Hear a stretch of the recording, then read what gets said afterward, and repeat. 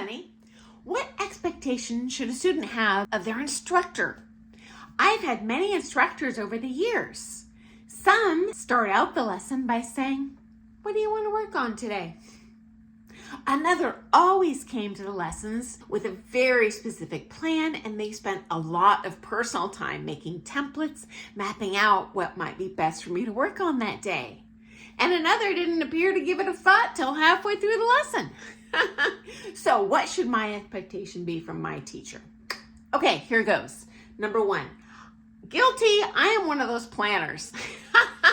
I love investing my personal time, not charging the student, really coming up with a grandmaster evil plan. Okay, what is going to help them next? What can I do in the lesson to convey this information the fastest?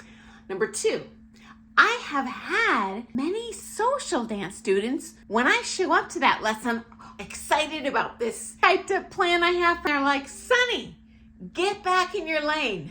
I don't want to learn anything. I just want to follow and relax and feel good. What's crazier to me is not only are these students not competitors or performance, which many students are not performers or competitors, but they don't even social dance because they don't like the feel of less experienced dancers. The only social dance they're doing is come to me, dance for an hour and a half a week in my lesson, and I'm just making stuff up. Much like when I DJ, guys, I approach that lesson a little differently. So I'll start out, I'll social dance, I'll feel what they're enjoying most, what they're doing best at that day. Just like when I DJ, if I play a tango and I see 5,000 people out there doing a tango, guess what? I'm going to play a lot of tango that night.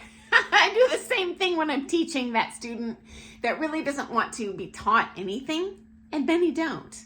And I'm happy to do that. Doesn't make the lesson any less enjoyable for me, okay?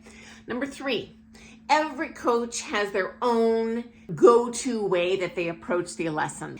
It doesn't mean one is right or wrong. Obviously, students are going to gravitate to that teacher that teaches the way they enjoy. Okay, number four. Ultimately, it is not about what the teacher wants at all. It's about what you want. You are the client. You are the customer. And that teacher is going to be thrilled to hear if you want something different and be happy to change whatever their approach is to make that a fun, enjoyable lesson that you're getting your money's worth. Okay, number five, if you have a preference, don't be afraid to tell the teacher. I have never once taken offense to that. I love it. Makes my job super easy. Okay, number six, it's also okay to change what you want day to day. So I usually come in with a plan like, okay, well, this is what I think the student should work on next. But you know what? Even hardcore competitors that love that type of lesson, there are days they're going to come in and be like, "Hey, Sunny, can we just work on XYZ figure today? This has sucked in practice. It feels horrible." Or a social dancer might come in and they're like, "Whoa, Sunny, this figure felt terrible. It wasn't working for me at all with the dances this last 2 weeks. Can we look at this?" And I am more than happy to do that. We can always change gears. It's your lesson. It's not my lesson. And you know what? Even if you spend a full 45 minutes just fixing something that you were arguing about for 5 hours in your practice last week, that is worth its weight in gold. So don't be afraid to ask. Okay, final warning for you. I have known teachers whose life is in a constant state of chaos. They show up late to every lesson, so disorganized. They stack their lessons like cordwood, back to back to back to back. They don't have time to collect money from each student, let alone do anything outside of the lesson. And we have people like this in our personal lives too. We all have that friend who we love, but their life is like a constant state of emergencies.